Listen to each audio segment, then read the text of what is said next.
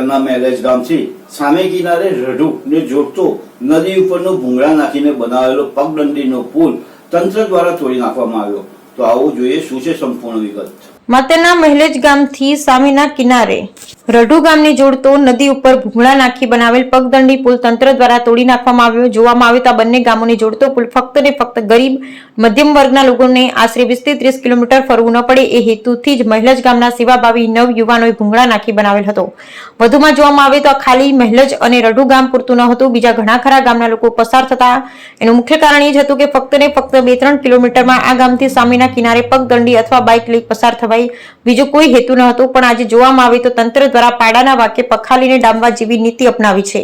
ખનીજની ચોરી ક્યાં થતી હતી, કઈ જગ્યાએ ગેરકાયદેસર બ્રિજ બનાવેલો અને કેટલા સમયથી એ ગેરકાયદેસર બ્રિજ ધમધમતો હતો, શું પહેલા તંત્ર બેખબર હતું? બસ આ તો આગ લાગી અને તત્કાલ કૂવો ખોદાય એવી નીતિ રાખી આ બંને ગામને જોડતો સાદો સિમ્પલ પ્રજાના હિત માટેનો પગદંડી પુલ પણ તોડી પાડ્યો। શું હવે તંત્ર દ્વારા કાયદેસર પુલ બનાવી આપવામાં આવશે કે કેમ? આ ગરીબ જનતાને હવે આશરે 20 થી 30 કિલોમીટર ફરીને જવું પડશે એવી ચિંતા મુખ બની છે।